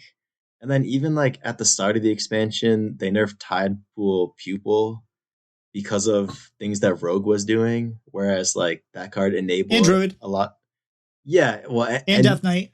But that card was a problem. That card had to be nerfed. So I think in those decks, what we kind of saw is that they ended up being super good without Tidepool Pupil, and that was just like a support piece for them. Whereas in the Rogue deck, when that got nerfed, the deck just got deleted because it was carrying the deck. And I think they do a lot of nerfs like that these days where they look at a neutral card and they see that it's seeing play in a lot of places and they think like, oh, this card is definitely like an outlier.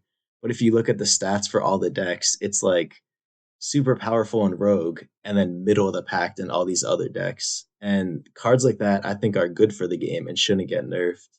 But I get why they nerfed it to an extent. I just hope that they do less of that moving forward. And I could see them doing the same thing with the new neutral card, the 3 mana 2/3 draw 2 cards, because that's a neutral card that's going to see play in a ton of decks. And even though it's never going to be a statistical outlier, people are going to complain about it a lot, you know, the normal stuff. And I think it's probably going to end up getting nerfed, which really sucks.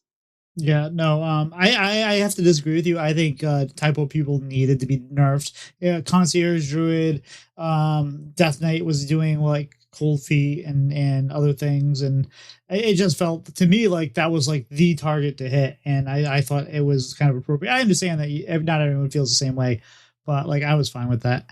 But what? So what cards do you pick a card that you think is going to be nerfed in the first pass?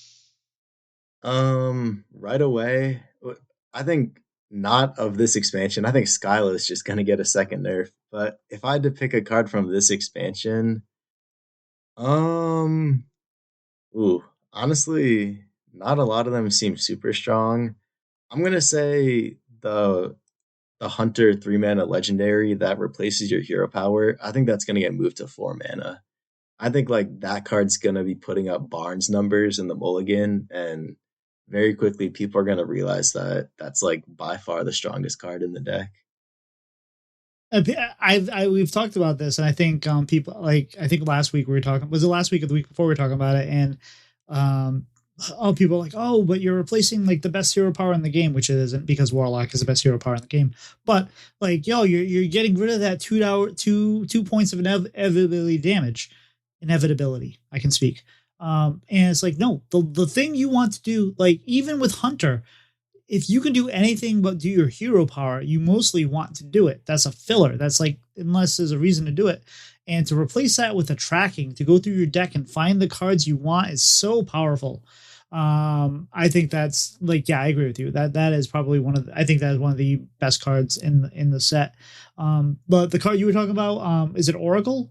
The +2 spell damage, spell burst, draw 2 cards, whatever. That card's getting a mana increase in the first thing. That card is just too good in too many. It's going to be too good in too many decks, and I think it's just that's my pick for the first nerf. How about yourself, Pilot?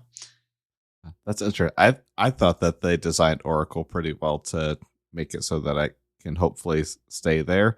I do think it's strong, but I think it's such a deck specific card that I think it might slide under or get the cards that are being boosted by the spell damage will get nerfed. For me, but you're gonna see it. You're gonna see it in like 60% of the decks. That's what's gonna happen. It's gonna be like 60% of decks have this. And I don't know. We'll see.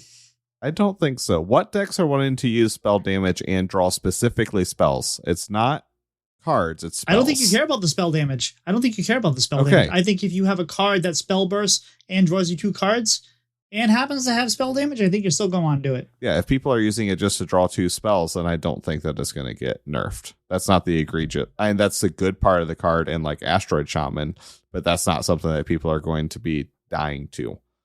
So that's my opinion. I think that I could see the Arcanite Defense Crystal, the Starship piece, taunt Death Rattle, gain 6 armor. There's a lot of armor happening from that card because you get it off of that, you yodel it, you death growl it, you get the Starship and get more of it. I could see the armor going down on that, and I'll use that since none of us took the obvious of Airlock Breach, because I think that's probably the first card to get nerfed on most people's radar. Yeah, agreed. that card sucks. That card both sucks and blows. All right, but since you're talking about starships, Pilot, what do you think the best starship is? For which class has the best starship? I unfortunately didn't get to play many of the starships, but I think that overall, I think that the Warlock Starship might be one of the better ones. The lifesteal and stabilizing that you get from it, I think, is going to be very, very powerful, and it'll be the strongest in the fact that I think that it carries a deck because of those keywords. Maybe more than outright power. I think it's going to be Rogue, because Rogue steals from everything and a lot of it's discover. So you're going to be able to probably tailor your starship to the matchup that you're playing against. So it's like, oh, I'm playing against Painlock, I can take the 6 armor things, or I'm playing against this, I can take that. So I think that the Rogue is the strongest, just because it has so much more, and the flavor of it's so beautiful, right? It's like, hey, we're scavengers, we're gonna steal from everything. So I think they hit the, not only just theming, but also just kind of the class fantasy of that is great. But I think that just that it gives you the option to kind of tailor your starship to what you need for each matchup. I think that's going to be a big plus there. How about yourself, Pace? What do you think the best starship is? I think just like based off the starship alone, I think Demon Hunter has a really good one, because like it gets Wind Fury and it buffs your other stuff. So just the starship is really good there. But I think if you look at the support that the starships get, I think Death Knights is just like, I think it's probably the best, because we didn't really see it that much in theory crafting, but you can do like so much cool synergy stuff with like death rattles and copying effects, and just I think once you kind of get your stuff going in Starship Death Knight, it's going to be really hard for any non-Reno deck to kind of overcome that. So I'm excited to see that. And I think it's funny that we all had different answers for the starships. Yes. That kind of just shows that like all of them are probably going to be playable to an extent. And there are these new super cool mechanics that we kind of have no idea how to evaluate. So I think it's super cool. Like I'm excited to play them. All will be playable, or none of them will be playable, right? So Pace, what's a deck you already know that's not going to be good, but you know you're going to get sucked into and you're going to try to make it work anyway? It's a deck that I've kind of had this love-hate relationship with for the past while. It's Naga Demon Hunter, because they're getting some new support pieces that I'm definitely going to play in the deck. And the first day, I'm probably going to go like 10-5 with it. And I'm going to think it's really good, but it's going to end up having like a 30% win rate. But like I said earlier, I think the new legendary is pretty good in it. I think the new 3-drop that draws cards is good. And then the neutral 2-drop that shuffles asteroids into your deck is kind of just useful. So it's definitely getting some support pieces, and I'm excited to try it out, but I know it's not going to be good.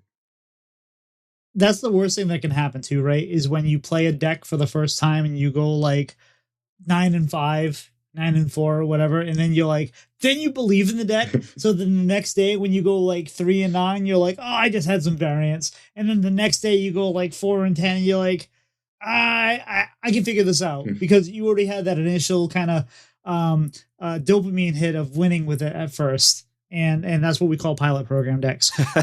Pilot, what deck do you already know that won't be good, but you're gonna try to make work anyway? Mine is also Demon Hunter, but mine is Crewmates, because that's something I'm really interested in trying to figure out. I think that there's potential for just a very low to the ground if there's enough hand refill, but I don't know if it's going to be good enough. I almost picked the Demon Hunter Starship as what I think is going to be best, because I think it's the one I'm going to play the most of, and it is really strong. But I want Crewmate DH to work, so I'm going to try a lot of that and see what happens. Who does Demon Hunter Taurus into? Priest. A priest. Now, if they Taurus into warrior, you get yourself some couple muscle. I mean, maybe that would work, but yeah, no. I can see the same thing too. I think I'm gonna make that try to work. And for me, I think it's Libram Paladin. I don't think Libram Paladin is gonna be that good, but I think I'm gonna try anyway. So, yeah. I think overall we're all looking for a new expansion. This one came at us fast and furious. This one was like out of the gate. It's like, here's the expansion. Here are all the cards. Here's theory crafting. Here's the brawl. By the way, it's launching tomorrow. So I kind of like that. Like, I don't feel a lot of times it feels like there's such a long slog between when the expansion was announced and when it's released, but I don't feel like it was this time. I think they've really done a really good job of getting us through the expansion. I think it's been hard on Team 5 to get through this because it's been a lot of work. So thank you. We appreciate you. And so this is normally where we say, hey, that was a lot, but I still have room for dessert. How does dessert sound? Yeah, dessert sounds great. So what I want to know this time around, since you guys are both returning guests, what's your favorite Hearthstone card of all time? Pace, why don't you lead us off? Ooh, funnily enough, I didn't mention it earlier with Guild Trader, so I'm going to pick a new one.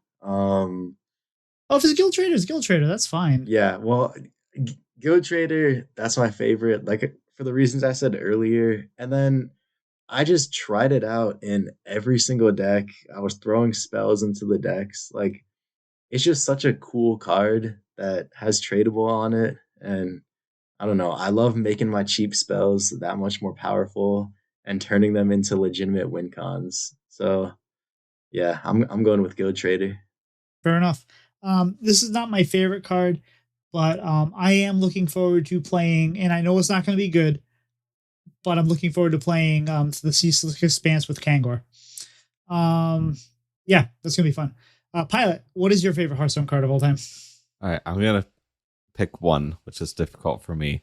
My favorite bad card that I was able to make work was Grand Empress Shexara from Dark Moonfair. Battlecry, discover a card in your deck and draw all copies of it.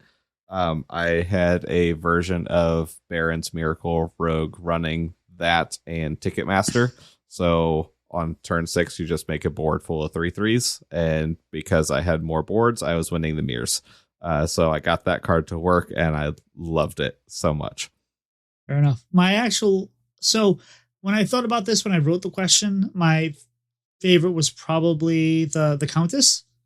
And that was the one that came into my mind because I played a ton of Pure Paladin. I loved it. I also love Benedictus, not because of the card, because of what it enabled. But I think the real answer for me is Kobold Illusionist. I love the voice lines from it. I love monsters behind you. And the decks that you get to pull off with that, like, I love playing scam dragons. There's only one dragon that's ever been made, I think, for Rogue, and that is the Waxadread. But the fact that you have an entire deck that is made of just scamming out a full board of dragons and doing that multiple times in Wild is some of the most favorite thing. My most favorite things I love to do. Sunkeeper Ra is up there as well as far as really abstract out there decks because no one knows what Sunkeeper Ra is. Never mind expects it. But yeah, Kobold Illusionist probably is my favorite card. But listener, we've been doing this for 97 episodes. This has been a long time. We've been doing this a while. You've been listening for even maybe half that time. Stop by Spotify, give us some 5 stars, or whatever you feel is right. But I think if you're still listening, 5 stars is fine. I mean, we're good with that. I know it's not easy to give Apple iTunes reviews, but it does help. And you can email the show. Let me just say what that address is. I got to pull it up so I know for sure. But if you email us at bread and butter HS, that's the letter N between bread and butter. So bread and butter HS at gmail.com.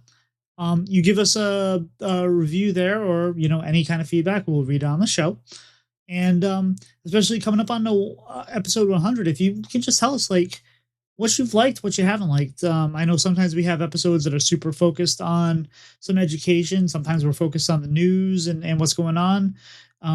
Who's been your favorite guests? Like, any feedback at all. We've been doing this like a couple years now.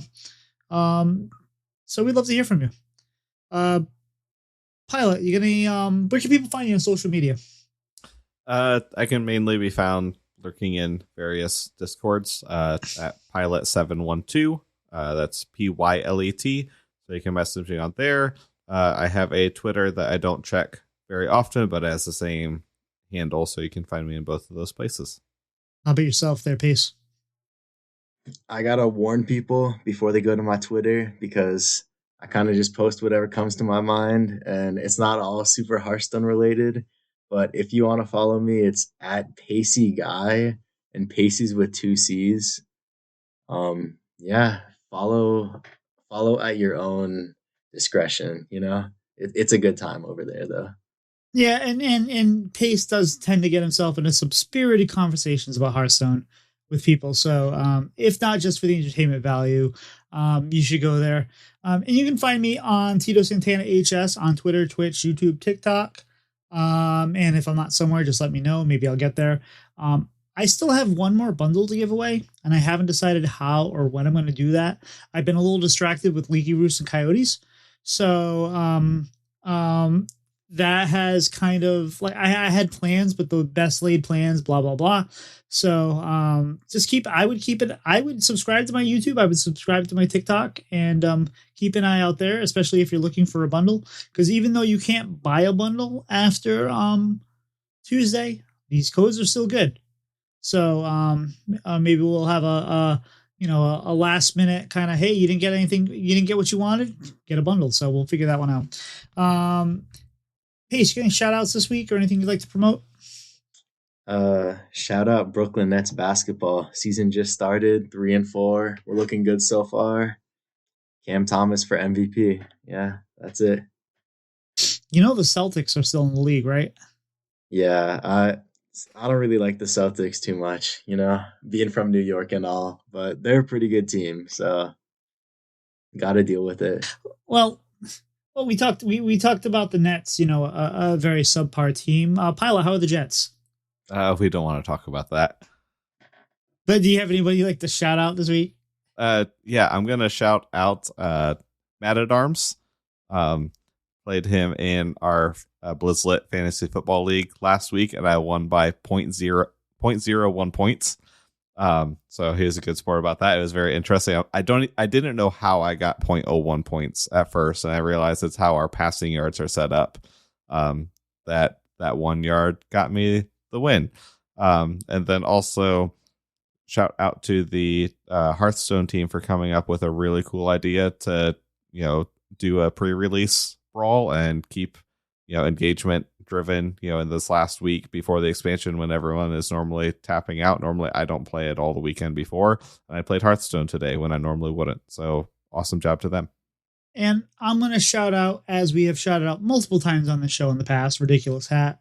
You'll know why in a couple weeks. Episode 100 is coming up. I'll let you kind of stew on that for a bit, but Hat really has helped us out and has done wonderful things when he doesn't even have to, when he's already got a million other things to work on, when he's already in the middle of, like I said, getting through theory crafting, getting through all the issues with the brawl, getting through a new set release, and dealing with all the things he does. The fact that he is as good at what he does as what he does. He needs to have his salary probably doubled and have a team of about 5 other people below him. But thank you, Hat. You mean the world to us, all of us in the Hearthstone community. And I think that's it, guys. I think we're toast. We'll see ya. See ya. Bye.